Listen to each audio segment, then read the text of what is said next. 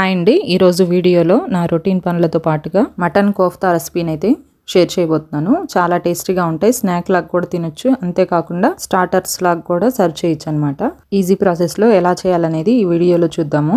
నమస్తే, అస్సలం వాలేకుం. Welcome to my channel Asmaham vlogs. ఇంట్లో ఈ ఫ్లవర్ బొకే తీసుకొచ్చారు. ఫ్లవర్స్ని ఎందుకు వేస్ట్ చేయడం అనేసి ఇలా కట్ చేసేసి వాజెస్లో అరేంజ్ చేస్తున్నాను. ఉదయం టిఫిన్ పనులన్నీ పూర్తయిపోయిన తర్వాత మధ్యాహ్నం కోసం అయితే మటన్ కోఫ్తాస్ చేయడం కోసం ఇలా మటన్ అయితే తెప్పించానండి. ఈ రెసిపీ కోసం ఖైమాను కూడా తెప్పించుకోవచ్చు. అయితే నేనైతే మటనే తీసుకొచ్చారు ఇంట్లో. దాన్నే ఇలా ఖైమా లాగా చేసుకుంటున్నాను అనమాట. దీన్ని కట్ చేసేసి చిన్న చిన్న పీసెస్గా కట్ చేసేసి ఇలా మిక్సీ జార్లో వేసేసి నార్మల్ 1 పాయింట్లో మిక్సీ పెట్టేసి స్టార్ట్ చేసుకుంటే మనకు ఖైమా లాగా బాగా సాఫ్ట్గా అయిపోతుంది. నార్మల్గా మనకు కావాలంటే మార్కెట్లో కూడా చేసిస్తారు. నేనైతే మటన్ తెచ్చిన తర్వాత ఇప్పటికిప్పుడు అనుకున్నాను కాబట్టి ఇలాగా ప్రిపేర్ చేసుకున్నాను ఇంట్లోనే. ఇలా కొంచెం మిక్సీలో ఇలా కొంచెం 1 పాయింట్లో అలా పెట్టేసి మనం మిక్సీ వేసుకుంటే ఇలా ఖైమా అనేది రెడీ అయిపోతుంది. దీన్ని ఇప్పుడు మనకు కావాల్సిన రెసిపీని రెడీ చేసుకోవచ్చు. ఎటువంటి బోన్స్ లేకుండా ఉన్న మటన్లోనే ఇలా వేసుకోవాలండి మిక్సీ జార్లో. బోన్స్తో అలా కలిపి వేసుకుంటే మిక్సీ జార్స్ పాడవుతాయి. ముందుగానే మనము ఈ రెసిపీ చేసుకోవాలనుకున్నప్పుడు బోన్లెస్ మటన్ని తెప్పించుకుంటే మంచిది. ఇది ఇలా ఖైమాని రెడీ చేసుకొని పక్కన పెట్టేసుకున్న తర్వాత దీనికోసం మసాలా ప్రిపరేషన్ అయితే స్టార్ట్ చేశాను. అల్లం వెల్లుల్లి, లవంగా, చెక్క, కొంచెం యాలకులు యాడ్ చేసుకుంటున్నాను. ఇవన్నీ మిక్సీ పట్టుకుంటాను ఇప్పుడు. ఇందులోనే ఒక 2 టేబుల్ స్పూన్స్ వరకు ధనియాలు కూడా యాడ్ చేసుకున్నాను. పట్టి పెట్టుకున్న మసాలా కంటే కూడా అప్పటికప్పుడు ఇలా మిక్సీ వేసుకున్న మసాలా అయితే ఈ రెసిపీకి టేస్టీగా ఉంటుంది అనమాట. ఇవి కొంచెం బ్లెండ్ అయిన తర్వాత ఇందులో కొంచెం ఉల్లిపాయలు, పచ్చిమిర్చి, ఒక పెద్ద సైజు ఉల్లిపాయ ఒకటి, ఒక 10 నుంచి 15 వరకు పచ్చిమిర్చి. ఇందులో మళ్ళీ మనం సపరేట్గా కారం అది యాడ్ చేయం కాబట్టి ఇందులోకి ఈ పచ్చిమిర్చిని యాడ్ చేసుకుంటాం కాబట్టి కారం కోసం కొంచెం ఎక్కువగానే యాడ్ చేశాను. మరి కారం ఉన్న పచ్చిమిర్చి అయితే చూసి యాడ్ చేసుకోండి. అవైతే కొంచెం కోర్స్గా అయితే బ్లెండ్ చేసుకున్నాను. అవి పక్కన అయితే పెట్టేసుకొని ఈ ఖైమాలో కొంచెం ఉప్పు ఇంకా పసుపు యాడ్ చేసేసుకున్నాను. యాడ్ చేసుకున్న తర్వాత ఈ మసాలాని మనం గ్రైండ్ చేసుకున్న మసాలా మొత్తాన్ని కూడా పట్టించేస్తున్నాను. నేను 1/2 కేజీ మటన్ కీమా కోసం ఈ మాత్రం అయితే మసాలాస్ అయితే రెడీ చేసుకున్నాను. మీరు తీసుకునే మటన్ క్వాంటిటీని బట్టి మసాలాను కూడా రెడీ చేసుకోవచ్చు. ఒకవేళ 1 కేజీ చేసుకునే మాట అయితే కొంచెం మనం యాడ్ చేసుకున్న మసాలా కంటే కూడా కొంచెం డబుల్ క్వాంటిటీ యాడ్ చేసుకుంటే సరిపోతుంది. ఇలా కొంచెం మిక్స్ చేసేసుకొని కాసేపు పక్కన పెట్టేసిన తర్వాత ఒక 10 to 15 మినిట్స్ ఇప్పుడు బాండీలో అయితే పెట్టేసుకొని బాయిల్ చేసుకుంటున్నాను. ఎటువంటి వాటర్ అయితే యాడ్ చేయకూడదు ఇందులోకి. కాసేపు అయిన తర్వాత కొంచెం కొత్తిమీరని అయితే యాడ్ చేశాను. ఒక హ్యాండ్ఫుల్ కొత్తిమీర అయితే, ఒక 1/2 ఉల్లిపాయ కూడా సన్నగా కట్ చేసేసుకొని యాడ్ చేసుకున్నాను. దీన్ని ఇప్పుడు కాసేపు బాయిల్ చేయనివ్వాలి. అప్పుడు అందులో ఉన్న వాటర్ మొత్తం రిలీజ్ అయ్యి ఇలా అయితే రెడీ అవుతుంది. ఈ వాటర్ మొత్తం మనకు ఇంకిపోయేంత వరకు కూడా మనం ఇలా బాయిల్ చేసుకోవాలి కాసేపు ఈ మటన్ని. మొత్తంగా పూర్తిగా వాటర్ మొత్తం ఇంకిపోయేంత వరకు కూడా ఒక 10 to 15 మినిట్స్ వరకు పడుతుంది. అంతవరకు కూడా మూత పెట్టేసి కాసేపు మనం ఇలాగే ఉడికించుకుంటే లోపల మటన్ కూడా పచ్చిగా లేకుండా అంత బాయిల్ అయిపోతుంది అనమాట నీట్గా.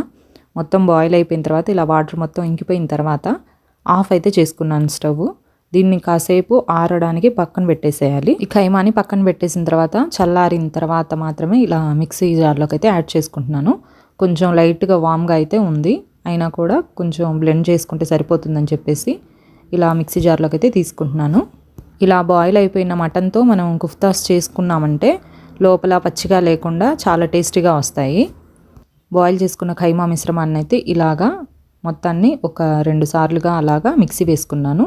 మరీ ఎక్కువ సాఫ్ట్గా కాకుండా కొంచెం కోర్స్గా బరగ్గా ఉండేటట్లుగానే మనం మిక్సీ వేసుకోవాలి. మరి ఎక్కువ మెత్తగా అయితే చేసేసేయకూడదు పిండిలాగా. మరీ పిండిలాగా వేసేస్తామంటే బాగోవు అనమాట ఇవి కోఫ్తాస్ కోసం.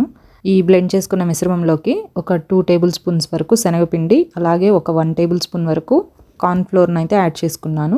ఈ మిశ్రమాన్ని మొత్తాన్ని బాగా మొత్తం కలిసిపోయేటట్టుగా మిక్స్ చేసుకుంటున్నాను. ఇప్పుడు మనం ఇలా కొంచెమైనా ఏదైనా పిండిని యాడ్ చేయకుండా అలాగే చేసేస్తామంటే మొత్తం విడిపోయి మొత్తము మటన్ మిశ్రమం మొత్తం ఆయిల్లో కలిసిపోతుంది అనమాట. బైండ్ అయి ఉండదు. కోఫ్తాస్ బాగా బైండ్ అయ్యి ఇలాగా షేప్స్ బాగా రావాలంటే ఇందులోకి బైండింగ్ కోసం కొంచెం ఇలా పిండిని అయితే యాడ్ చేసుకోవాల్సి వస్తుంది. ఈ మొత్తం మిశ్రమాన్ని ఇలాగ బాగా మిక్స్ చేసేసుకోవాలి. ఇందులోకి ఏమన్నా సాల్ట్ తక్కువగా ఉన్న యాడ్ చేసుకుంటే సరిపోతుంది. పచ్చిమిర్చిని కూడా మనం మసాలాలో యాడ్ చేసుకున్నాం కాబట్టి ఈ స్టేజ్లో ఉన్నప్పుడు కొంచెం టేస్ట్ చేసేసుకొని పచ్చిమిర్చి సరిపోకపోతే కొంచెం సన్నగా కట్ చేసుకొని పచ్చిమిర్చిని కూడా యాడ్ చేసుకోవచ్చు. ఈ మిశ్రమం మొత్తాన్ని బాగా మిక్స్ చేసుకున్న తర్వాత ఇలాగ చిన్న చిన్న ప్యాటీస్ లాగా వెడల్పుగా చేసేసుకొని ఒక ప్లేట్లోకి తీసుకుంటున్నాను. మరీ ఎక్కువ లావుగా కాకుండా ఇలా కొంచెం పల్చగా మనం గారెలు వడలకి వేసుకుంటాం కదా అలాగనమాట. చేతికి అంటుకోకుండా కొంచెం ఆయిల్ కూడా రాసుకోవచ్చు ఇలాగా. ఇలా చేతికి కొంచెం ఆయిల్ని అప్లై చేసేసుకొని ఒక చిన్న ఉండలాగా కొంచెం క్వాంటిటీలో ఇలా కైమాన్ తీసేసుకొని ఇలాగ ప్రెస్ చేసేసుకొని చిన్న చిన్న ప్యాటీస్ లాగా మనం గారెలు వడలు ఎలాగైతే చేసుకుంటామో అలాగనమాట. ఇలాగ పల్చగా చిన్న చిన్న ప్యాటీస్ లాగా చేసేసుకొని ఇలా మొత్తాన్ని ఒక ప్లేట్లోకి అయితే అరేంజ్ చేసుకోవాలి. మిగిలిన ఈ మిశ్రమాన్ని అయితే నేను ఫ్రిడ్జ్లో పెట్టేసుకుంటున్నాను. కావాలన్నప్పుడు మనం ఇలాగ ఫ్రై చేసుకోవచ్చు అనమాట. 2 నుంచి 3 రోజుల వరకు వీటిని మనం ఫ్రిడ్జ్లో పెట్టేసుకొని కూడా యూస్ చేసుకోవచ్చు. ఇలా ప్యాటీస్ లాగా రెడీ చేసుకొని అయినా పెట్టేసుకోవచ్చు. లేదంటే ఇందాక చూపించిన మిశ్రమం లాగైనా మనం ఫ్రిడ్జ్లో పెట్టేసుకొని ఎప్పుడు కావాలంటే అప్పుడు ఇలా ప్యాటీస్ లాగా చేసేసుకొని ఫ్రై చేసుకోవచ్చు అనమాట. వీటిని ముందుగానే ఆయిల్ని బాండీలో వేడవడానికి పెట్టేశాను. ఉదయాన్నే టిఫిన్ కోసం గారెలు చేశాను అనమాట. అదే బాండీలో ఫ్రై చేసేసుకుంటున్నాను వీటిని. చిన్నపిల్లలకైతే చాలా బలం అండి. బాగా కొంచెం వీక్గా ఉన్న వాళ్ళ కోసమైనా కొంచెం ఇంట్లో పెద్దవాళ్ళు ముసలి వాళ్ళు ఉన్నా కూడా మటన్ పీసెస్ అంటే తినలేని వాళ్ళకి ఇది చాలా మంచి బెస్ట్ ఆప్షన్ అని చెప్పొచ్చు. చాలా ఈజీగా తినేయచ్చు, ఈజీగా అరుగుతుంది కూడా వాళ్ళకి. కొంచెం టీతింగ్ ప్రాబ్లం ఉన్న పెద్దవాళ్ళకైనా చిన్నపిల్లలకైనా కూడా చాలా మంచి ఆప్షన్ అనమాట ఈ రెసిపీ. స్నాక్స్ లాగా కూడా చేసి ఇవ్వచ్చు, లేదంటే రైస్లోకి కూడా తినొచ్చు అనమాట. బిర్యానీస్లోకి వాటిలోకి కూడా తినొచ్చు, లేదంటే ఎవరైనా గెస్ట్లు వచ్చినప్పుడు స్టార్టర్స్ లాగా కూడా మనం సర్వ్ చేసుకోవచ్చు. వీటిని టమాటో సాస్తో ఇంకా గ్రీన్ చట్నీతో కూడా సర్వ్ చేసుకోవచ్చు అండి. చాలా టేస్టీగా ఉంటాయి వాటితో కూడా. ఇలా ఆయిల్ వేడైన తర్వాత కొంచెము మీడియం టు సిమ్లో ఉంచేసేసుకొని ఒకదాని తర్వాత ఒకటి ఇలాగా నేనైతే ఒక 7 to 8 కంటే కూడా ఎక్కువ వేసుకోలేదన్నమాట, విడిపోతాయని చెప్పేసి. కొంచెం జాగ్రత్తగానే మీడియం టు లో ఫ్లేమ్ పెట్టేసుకొని ఫ్రై చేసుకోవాలి వీటిని. ఇవి ఆయిల్లో విడిపోకుండా కరెక్ట్ షేప్తో కరెక్ట్గా సెట్ అయ్యి రావాలంటే మనం చేసుకునేటప్పుడు బైండింగ్ విషయంలో కానీ ఇలా ఫ్రై చేసుకునే విషయంలో కానీ కొంచెం జాగ్రత్తగా చూసేసుకొని ఫ్రై చేసుకోవాలి. ఇలా ఇంట్లో చేసుకున్న ఈ కోఫ్తాస్ చాలా టేస్టీగా ఉంటాయండి. మనం బయట నుంచి తీసుకొచ్చే ఈ షాహీ కబాబ్స్ కానివ్వండి, సీక్ కబాబ్స్ కానివ్వండి కూడా పనికిరావు అనమాట వీటి ముందు, అంత టేస్టీగా ఉంటాయి. ఒకసారి ఇంట్లో కొంచెం టైం ఉన్నప్పుడు కొంచెం మటన్ కానీ మటన్ కీమా కానీ తెప్పించేసేసుకొని ఇలాగ ప్రిపేర్ చేసేసుకొని ఫ్రిడ్జ్లో పెట్టామంటే ఒక 2-3 డేస్ వరకు మనం యూస్ చేసుకోవచ్చు వీటిని. ఒక సండే ముందు రోజు కానీ ఆ ముందు రోజు కానీ తెప్పించేసి రెడీ చేసి పెట్టుకున్నామంటే సండేకి ఎవరైనా గెస్ట్లు వచ్చినా లేకపోతే ఇంటికి ఎవరైనా గెస్ట్లు వస్తున్నారనుకున్నా ఇలా ముందుగానే మనం హడావిడి పడకుండా ఏదైనా బగారా రైసెస్ అలాంటివి చేసుకోవడానికి బిజీగా ఉన్నా కూడా ఇలాంటివి రెడీ చేసేసుకొని ఫ్రిడ్జ్లో పెట్టుకుంటే అప్పటికప్పుడు ఇలా ఫ్రై చేసి వేసుకోవచ్చు అనమాట. ఇలాగా కొంచెం లైట్ బ్రౌన్ కలర్లో ఉన్నప్పుడు మాత్రమే బయటికి తీసేయాలి. మరి ఎక్కువ బ్లాక్గా అయ్యేంతవరకు పెట్టేస్తే ఇంకొంచెం మనం తీసిన తర్వాత ఇంకొంచెం బ్లాక్ కలర్లోకి టర్న్ అవుతాయి అనమాట. అందుకనేసి కొంచెం రెడ్డిష్లోకి వచ్చిన తర్వాత పక్కకు తీసేస్తే మంచిది. నేనైతే ఇలాగా ఒక 4 అయితే తీసేస్తున్నాను పక్కకి. ఆయిల్ కూడా ఎక్కువ పీల్చవండి, చాలా తక్కువ నూనెతోనే లో ఆయిల్ రెసిపీ అని చెప్పొచ్చు అనమాట. చాలా తక్కువ నూనెనే తీసుకుంటాయి అనమాట ఇవి. లోపల పచ్చిగా ఉండడం, ఫ్రై అవ్వకుండా ఉండడం అలా ఏమి ఉండదు. ముందుగానే మనం మటన్ని కూడా బాయిల్ చేసుకున్నాం కాబట్టి ఎటువంటి అలాంటి ప్రాబ్లమ్స్ ఏమి ఉండవండి. చాలా హెల్దీ రెసిపీ, చాలా టేస్టీ రెసిపీ కూడా చెప్పొచ్చు.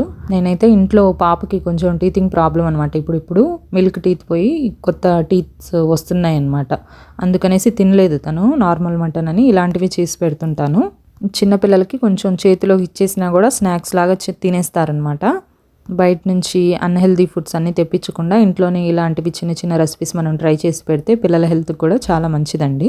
ముందుగా ఒకసారి అయితే ఫ్రై చేసేసి పక్కకు తీసేసాను. ఇప్పుడు రెండో వాయి కూడా యాడ్ చేసుకుంటున్నాను. ఇప్పుడు కూడా ఒక 8 to 9 వరకు అయితే యాడ్ చేసుకుంటున్నాను అనమాట. మరి ఎక్కువ యాడ్ చేసేసుకుంటే కొంచెం విడిపోతాయండి ఇందులో ఆయిల్లో ఫ్రై అవ్వకుండా. కొంచెం నూనె కూడా వేడైన తర్వాత ఒక వాయికి ఇంకో వాయికి కొంచెం గ్యాప్ ఇచ్చి కొంచెం ఆయిల్ వేడైన తర్వాత మాత్రమే యాడ్ చేసుకోవాలి. ఇలా నిదానంగా సిమ్ టు మీడియం ఫ్లేమ్లో ఉంచేసి మొత్తంగా ఇలా లైట్ బ్రౌనిష్లోకి వచ్చేంత వరకు యాడ్ చేసేసుకొని ఫ్రై చేసేసుకొని పక్కకు తీసేసుకోవాలి. ఇలాగా అసలు నూనె పీల్చకుండా చాలా టేస్టీగా క్రంచీగా పిల్లలు ఈజీగా తినగలిగే, బయట క్రంచీగా లోపల సాఫ్ట్గా చాలా టేస్టీగా ఉండే మటన్ కోఫ్తాస్ అయితే రెడీ అయిపోయాయి. మీరు కూడా ట్రై చేయండి. సండే స్పెషల్గా లేకపోతే వీకెండ్ స్పెషల్గా కూడా చేసుకోవచ్చు. చాలా హెల్తీ ఇంకా టేస్టీ రెసిపీ అనమాట. ఇంట్లో స్నాక్స్ లాగా చేసి పెట్టొచ్చు, అలాగే స్టార్టర్స్ లాగా కూడా సర్వ్ చేయొచ్చు. రైస్లో కూడా చాలా టేస్టీగా ఉంటాయి అన్నమాట. లోపల అయితే సాఫ్ట్గా ఉంటాయి. ఇలా బ్రేక్ చేసి కూడా చూపిస్తాను చూడండి. బయట నుంచి కరకరలాడుతూ క్రంచీగా, లోపల కొంచెం సాఫ్ట్గా ఉంటాయన్నమాట. ఇదండి వాటి వీడియో నచ్చితే లైక్, షేర్, సబ్స్క్రైబ్ చేయండి. Stay healthy and happy. Bye అండి.